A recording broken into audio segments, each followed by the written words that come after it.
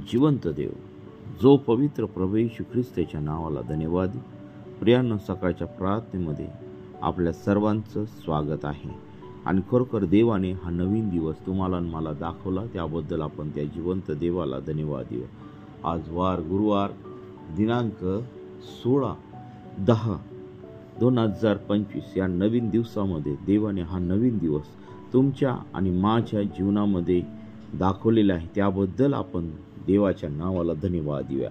त्या प्रभू येशू ख्रिस्ताच्या नावाला धन्यवाद देऊया. आपल्या सर्वांचं स्वागत प्रभू येशू ख्रिस्तामध्ये या सकाळच्या भक्तीमध्ये करत आहे. आणि देवाने तुम्हाला आणि मला ह्या जिवंतच्या भूमीवरती जिवंत ठेवलेलं आहे आणि ऐकणाऱ्या प्रत्येकाचं प्रभू येशू ख्रिस्तामध्ये स्वागत करत आहे. आपण सुरुवातीची प्रार्थना करू. हालेलुया, स्तुती, धन्यवाद येशू देव बापा, तू पवित्र असा परमेश्वर आहे. प्रिय प्रभू येशू, तुझ्या सर्व लोकांना तुझ्या पवित्र चरणाजवळ समर्पित करत आहे. प्रभू, तुझ्या वचनातून मी बोलत असताना प्रभू माझ्या विचारांचा, माझ्या बुद्धीचा, माझ्या सर्वस्वाचा ताबा तू घे. हे देवबापा, मी नाही तर तुझ्या लोकांसंगती तू बोल पित्या. हे तुझ्या लोकांवरती तू दया कर. वचनाद्वारे प्रभू त्यांच्या जीवनामध्ये तू कार्य कर. हे देवा, सर्व अंधकाराचे मार्ग नासूर येशूच्या नावामध्ये तू काढून टाकत आहे. हो देवा, तू पवित्र असा परमेश्वर आहे, राजांचा राजा आहे, प्रभूंचा प्रभू आहे. देवा, त्यांच्या जीवनामध्ये तू कार्य कर. अंधकाराच्या सत्ता तुटल्या जाऊ दे, आजाराच्या सत्ता तुटल्या जाऊ दे, प्रभू दुष्टांनी लावलेल्या पीडा तुटल्या जाऊ दे आणि तुझ्या नावाचं गौरव दे. अनेक लोक तुझ्या राज्यामध्ये उतरून दे. प्रभू, त्या दुष्टाचा पराजय तू कर आणि तुझं गौरव होऊ दे पित्या परमेश्वरा. हे देवा, आम्ही कोणी नाही तर सर्व काही करणारा परमेश्वर तू आहे. देवापा, आज माझा आणि ऐकणाऱ्या सर्व भावा बहिणींचा, सर्व वृद्धांचा, सर्व तरुण लेकरांचा तू ताबा तू घे आणि तुझं गौरव दे. अनेक लोक समस्येत आहेत, अडचणीत आहेत, पीडित आहेत. प्रभू, त्या सर्व लोकांना ह्या प्रॉब्लेममधून, या समस्येतून तू बाहेर काढ आणि तुझं गौरव होऊ दे पित्या परमेश्वरा. हे देवापा, तू आमच्या प्रत्येकाचा ताबा तू घे आणि तुझं गौरव दे. ही प्रार्थना येशूच्या नावाने मागतो म्हणू दे. आमेन. प्रियानो, आम्ही कालच्या मन्नामध्ये आम्ही पाहिलं की यहोशुआ याचा 7वा अध्याय ह्या ठिकाणी पाहिलं तर आखानाचं पातक. प्रियानो, संपूर्ण इस्रायलाला त्या ठिकाणी पराजय भोगावलेला आहे. एका व्यक्तीने पाप केलं, परंतु ते संपूर्ण पाप इस्रायलावरती लादण्यात आलेलं आहे. आणि म्हणून प्रियानो, आपल्या जीवनामध्ये कुणी आखान असेल, आपल्या मंडळीमध्ये कुणी आखान असेल तर प्रियानो, आजच त्यांना मी आव्हान करत आहे की आखानासारखं पातक करू नका आणि देवाच्या येणाऱ्या भावी क्रोधापासून आपलं जीवन वाचवा. प्रियांनो, परमेश्वर देव व्यक्तीचा नाही तर व्यक्तीमध्ये जे राहणारं पाप आहे त्या पापाचा द्वेष करत आहे. प्रियांनो, आज आम्ही देवाच्या राज्यामध्ये जगत असताना, देवाच्या पवित्रतेमध्ये राहत असताना, देवाच्या सहवासामध्ये राहत असताना आखानासारखा लोभ आमच्या जीवनामध्ये आणू नये. चोरी, लबाडी आणि यापासून आम्ही दूर राहावं, कारण परमेश्वराला ह्या गोष्टीचे अतिशय घृणा आहे. परमेश्वराला ह्या पापाच्या बद्दल अतिशय घृणा आहे आणि म्हणून आम्ही ह्या सर्व गोष्टींपासून दूर राहूया. परमेश्वर देवाने तुमच्या आणि माझ्या जीवनामध्ये हा एक नवीन दिवस जोडलेला आहे. या नवीन दिवसामध्ये परमेश्वर देवाने तुमच्या आणि माझ्या जीवनामध्ये कार्य करून अनेक लोकांना देवाच्या राज्यामध्ये घेऊन यावं.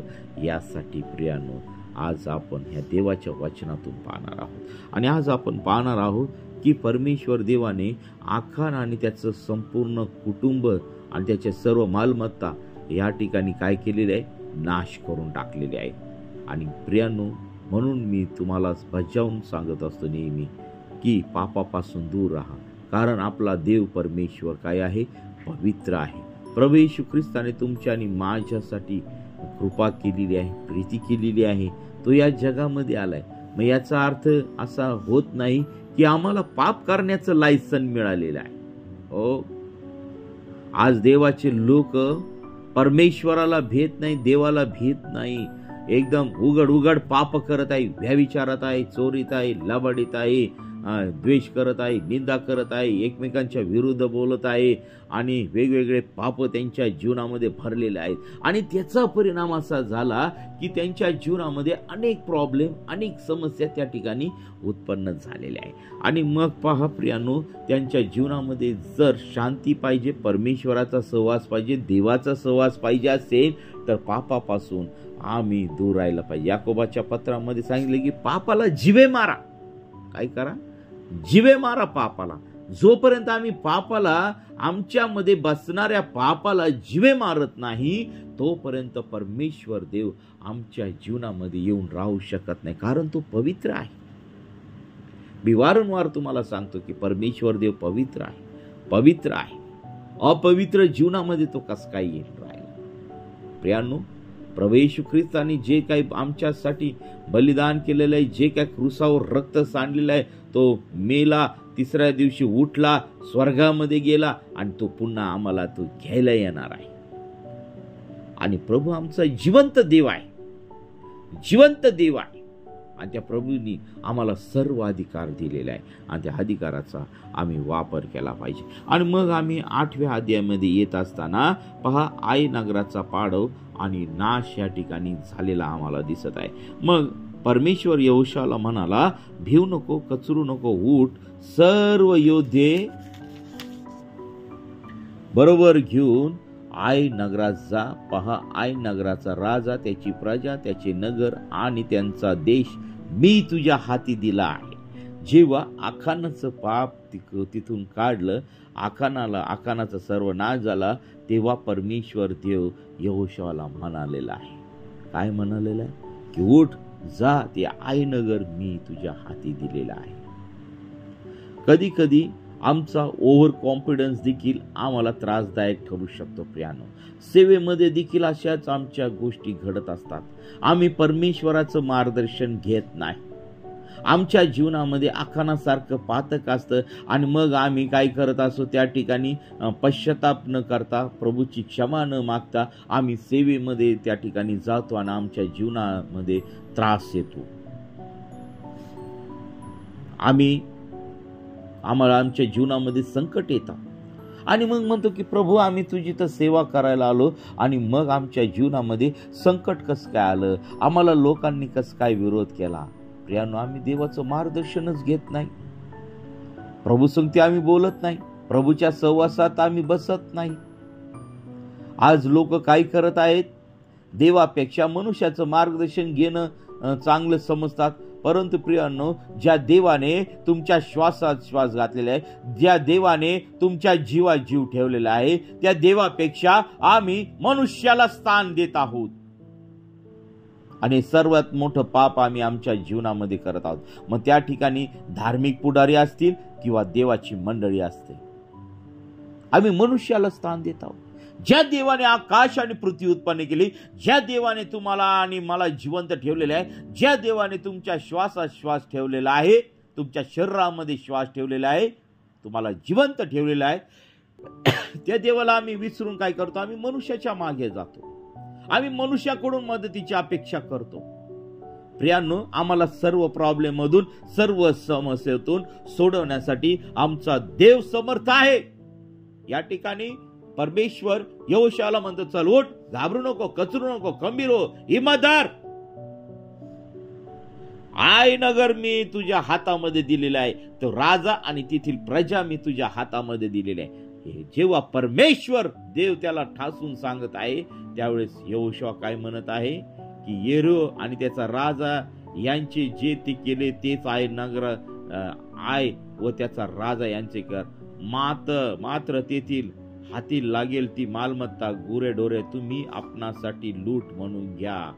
नगराच्या पिछडीस सैन्याला दबा धरून बसव. बघा, परमेश्वराने ह्या ठिकाणी त्यांना सूट दिली, कारण ज्यावेळेस त्यांनी पहिलं आक्रमण येरीवरती केलेलं होतं, त्या ठिकाणी जे उत्तमातलं उत्तम होतं, जे काही सामग्री होती ती परमेश्वराने त्याच्यासाठी समर्पित म्हणून वस्तू केलेल्या होत्या, पवित्र वस्तू म्हणून केलेल्या होत्या.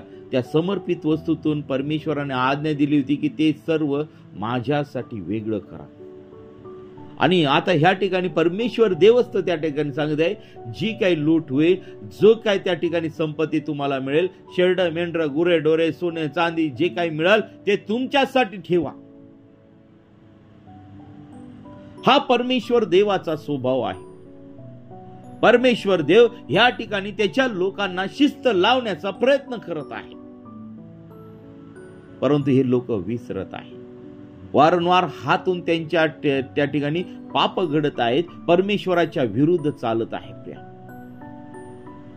देवा आम्ही मागण्याच्या आधी तो आम्हाला देतो. आणि मग पहा, या ठिकाणी परमेश्वराने इस्रायल लोकांना मालमत्ता आणि गोरेढोरे आपणासाठी लूट म्हणून घ्या आणि नगराच्या पिछाडी सैन्याला दबा धरून बसो. त्याप्रमाणे यहोशूआने सर्व योद्ध्यासह आई नगरावरती चढाई करून जाण्याची तयारी केली. त्याने 30,000 पराक्रमी वीर निवडून रातोरात पाठवले. त्याने त्यांना अशी आज्ञा केली की, ऐका, नगराच्या पिछाडी जाऊन नगरावर दाबा धरून बसा. नगरापासून फार दूर जाऊ नका, पण तुम्ही सर्व तयार राहा. मी आणि माझ्या बरोबरचे सर्व लोक त्या नगराजवळ येऊ आणि ते पूर्वीप्रमाणे आमच्यावरती हल्ला करावयास येतील तेव्हा आम्ही त्यांच्या समोरून पळू लागू. आम्ही त्यांना चाळवीत नगराबाहेर दूर नेईपर्यंत ते आमच्या पाठीच लागतील. आणि कारण त्यांना वाटेल की पूर्वीप्रमाणेच आपल्याला भिवून हे पळ काढीत आहे, याप्रमाणे आम्ही त्यांच्याकडे पळू लागू. मग तुम्ही दबा धरणाऱ्यांनी उठून नगर काबीज करावे, कारण तुमचा देव परमेश्वर ते तुमच्या हाती देणार आहे. तुम्ही ते नगर हस्तक गेल्यावर त्याला आग लावा. परमेश्वराच्या सांगण्याप्रमाणे करा. पहा, मी तुम्हाला आज्ञा केली आहे. मग यहोशूआने त्यांना रवाना केले. ते आईच्या पश्चिम बाजूस बेथेल व आई यांच्या दरम्यान दबा धरून बसले. यहोशूआ मात्र रात्री आपल्या लोकांबरोबरच राहिला. यहोशूआने मोठ्या पहाटेस उठून लोक जमविले आणि तो व इस्रायलचे वडील जन लोकांच्या आघाडीवर आई नगराकडे निघाले. त्यांच्याबरोबर सर्व योद्धे चढाई करावयाला गेले आणि आई नगराजवळ पोहोचल्यावर त्यांनी त्यासमोर उत्तरेस स्थळ दिला व ते आई नगर व यांच्यामध्ये एक खोरी होती. त्या सुमारे 5,000 पुरुष आई नगराच्या पश्चिमेस बेथेल व आई यांच्या दरम्यान दबा धरावयास ठेवले. याप्रमाणे नगराच्या उत्तरेस कोणते सैन्य जावायचे आणि पश्चिमेस कोणी दबा धरायचे हे ठरून यहोशूआ त्या रात्री त्या खोऱ्यात राहिला. आणि आईच्या राजाने हे पाहिले तेव्हा तो त्याच्या नगरातले सगळे लोक पहाटेच लवकर उठून इस्रायलाशी सामना करावयाला अराबा समोरील उताराकडे गेले. पण नगराच्या पिछाडीस लोक आपणावर दबा धरून आहेत हे त्याच्या गावी नव्हते.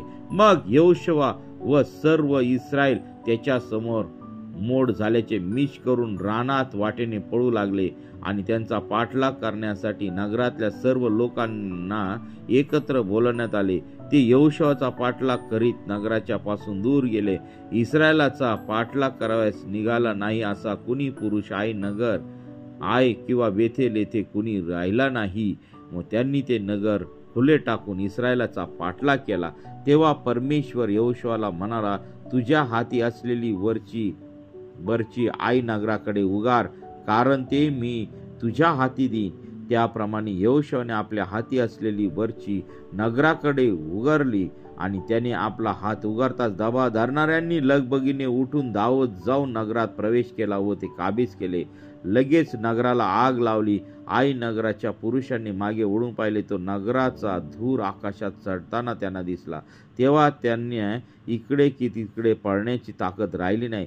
इकडे जे लोक रानाच्या मार्गाने पळत होते ते आपला पाठलाग करणाऱ्यांवर उलटले. दबा धरणाऱ्यांनी नगर हस्तगत केल्याचे व त्याचा धूर वर चढत असल्याचे यहोशूआ व सर्व इस्रायलाने पाहिले. तेव्हा ते मागे उलटून आई करांवरती तुटून पडले.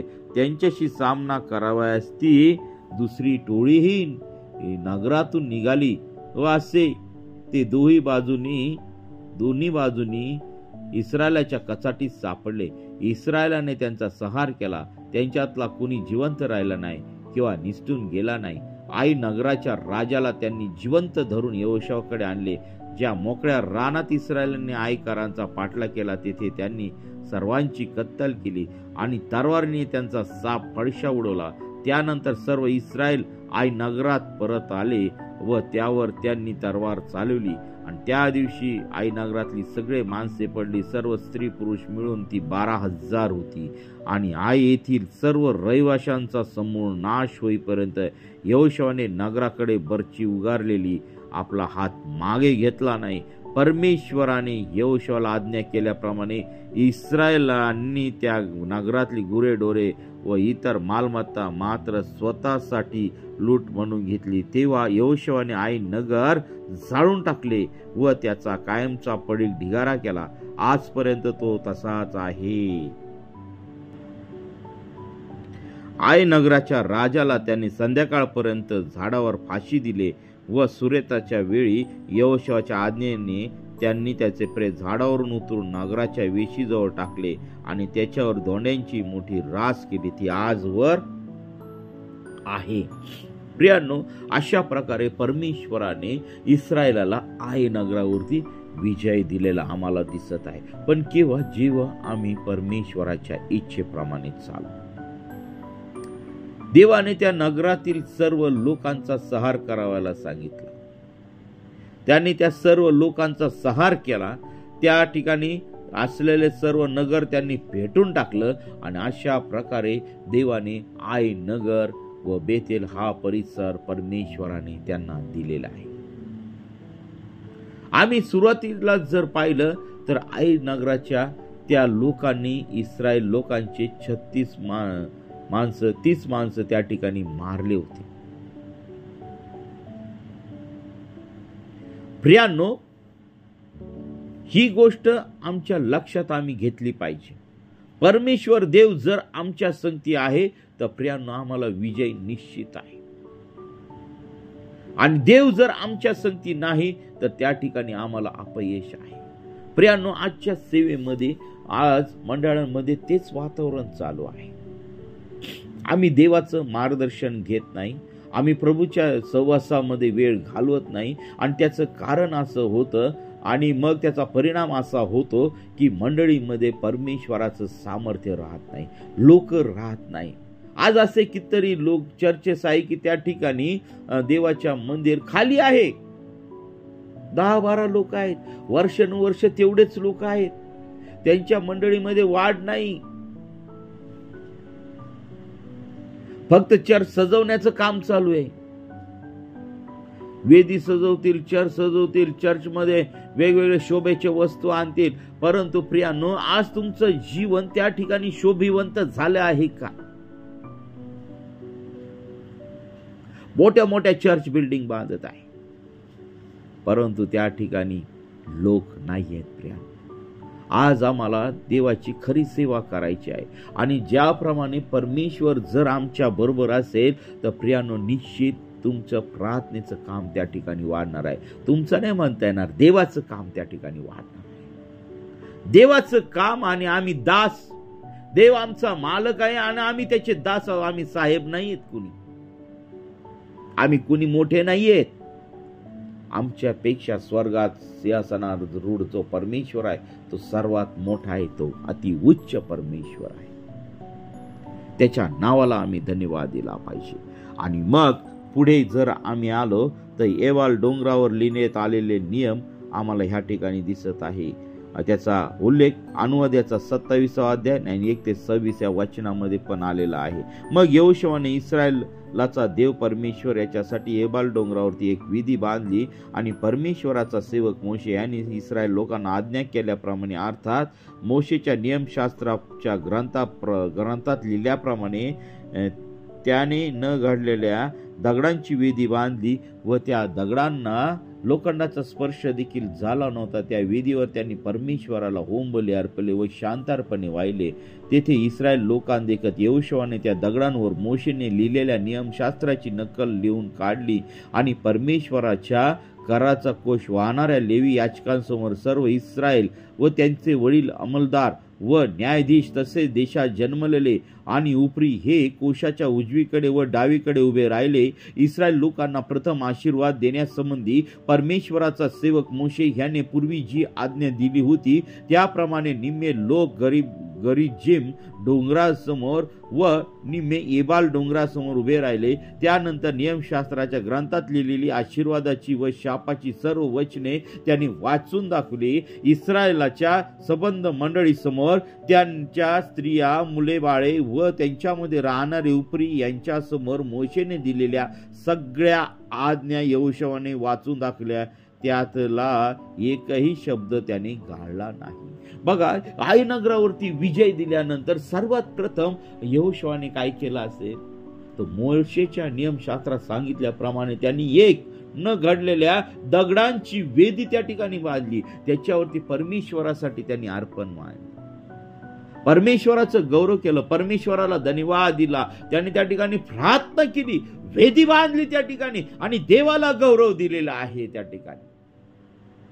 आणि परमेश्वराची सर्व वचने त्या ठिकाणी सर्व उभयता इस्रायलाच्या समोर त्यांनी वाचलेले आणि पुन्हा त्या लोकांना देवाची आठवण त्या ठिकाणी करून दिले की परमेश्वर देवाने आपल्याला विजय दिलेला आहे. त्याचा आनंद त्या ठिकाणी त्यांनी साजरा केलेला आम्हाला दिसत आहे. प्रियानो, आज आम्ही आमच्या जीवनामध्ये तसं आम्ही करत आहोत का, याचा आम्ही विचार केला पाहिजे. परमेश्वराने त्या दिवशी आई नगरावरती इस्रायलाला विजय दिला. केव्हा दिला? जेव्हा त्यांनी परमेश्वराच्या इच्छेनुसार, परमेश्वराच्या आज्ञेनुसार ते चालले, तेव्हाच परमेश्वराने त्यांना त्या ठिकाणी विजय दिलेला आहे. आणि स्वतः परमेश्वर त्यांच्या बरोबर इस्रायला संगती त्या आई नगराच्या लोकांसोबत लढत होता. जेव्हा परमेश्वर देव आमच्या संगती आहे, जेव्हा प्रभू आमच्या संगती आहे, तर प्रियानो काळजी करण्याचं कारण नाही. किती संकटामध्ये असू द्या, किती अडचणीमध्ये असू द्या, तुमचा शत्रू किती प्रबळ असू द्या, त्यापासून सोडवण्याचं सामर्थ्य तुमचा देव जो पवित्र प्रभू येशू ख्रिस्त आहे त्याच्या मध्ये आहे.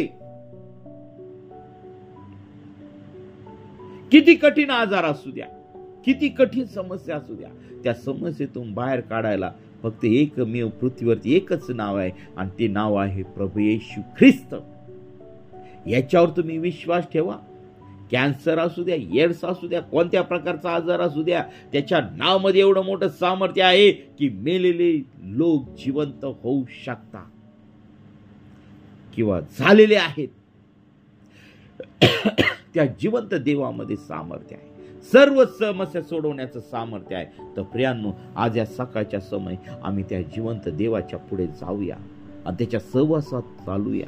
जेव्हा आम्ही त्याची आज्ञा पाळतो तेव्हा परमेश्वर देव आम्हाला आशीर्वादाने भरतो. आणि जेव्हा परमेश्वर देवाने यहोशुआ व इस्रायलाला त्या ठिकाणी विजय दिला, त्यावेळेस त्यांनी परमेश्वरासाठी त्या ठिकाणी अर्पण आणलेले आहे.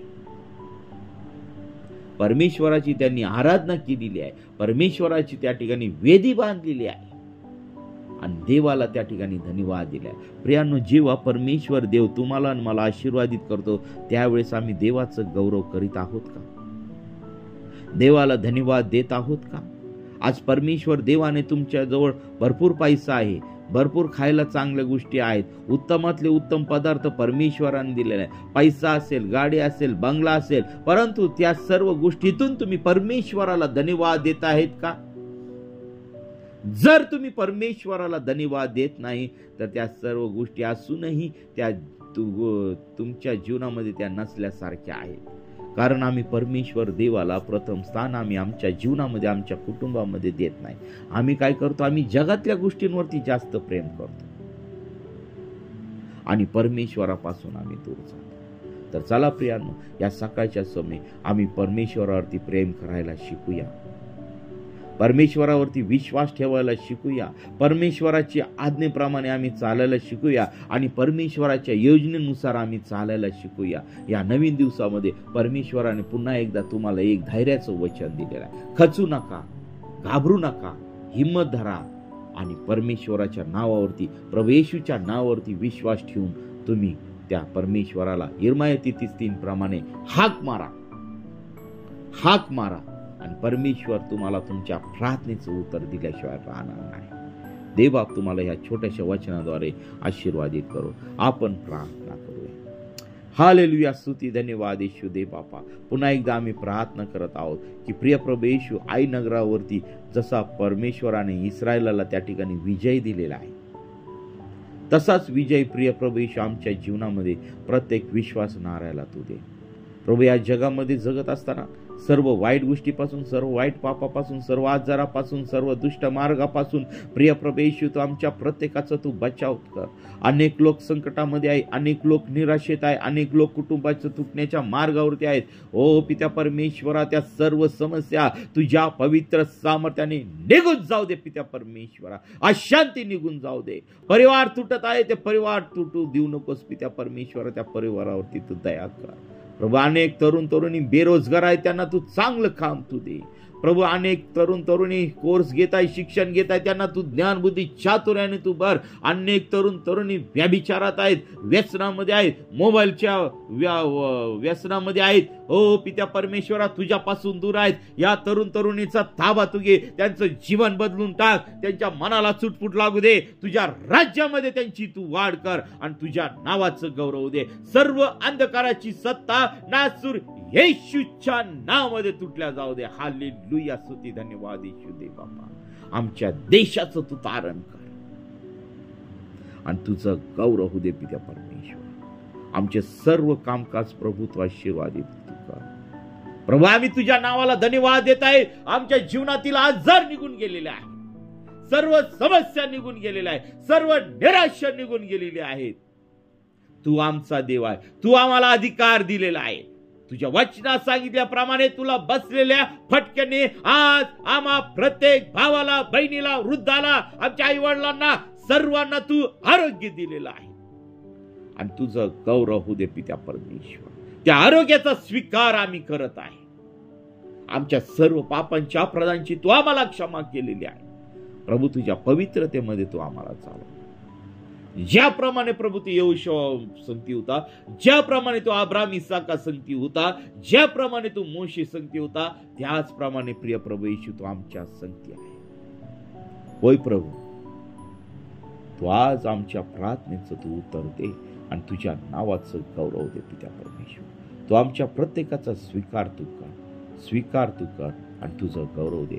आज दिवसभरात असणारे सर्व कामकाज तू आशीर्वादित कर. ओ पित्या परमेश्वर, सर्व बंद पडलेले अवयव तुझ्या पवित्र सामर्थ्याने तू चालू करत आहेस. धन्यवाद देत आहे प्रभू, तू बंद पडलेले अवयव तू चालू करत आहेस, नवीन देत आहेस. त्याबद्दल आम्ही तुझ्या नावाला धन्यवाद देत आहे. ओ थँक्यू जीसस, स्तुती, धन्यवाद येशू देव. तू दया कर आणि तुझं गौरव दे. प्रभू, आजच्या सर्व उपास प्रार्थना तू आशीर्वादित कर, सर्व कामकाज तू आशीर्वादित कर आणि तुझं गौरव दे. ही प्रार्थना येशूच्या नावाने मागतो म्हणून ऐक. आमेन. प्रियांनो, आपल्याला जर प्रार्थनेची गरज आहे तर 9730301668 या क्रमांकावरती संपर्क करा. प्रियांनो, आमच्या जीवनातील ज्या साक्षी प्रभूंनी घडलेल्या असतील त्या ह्या व्हॉट्सअप क्रमांकावरती टाका आणि प्रभूचं गौरव तुम्ही प्रगट करा आणि देवाला धन्यवाद द्या. ही नम्र विनंती आहे. देव आपल्याला व आपल्या परिवाराला आशीर्वादित करू. आमेन, आमेन, आमेन.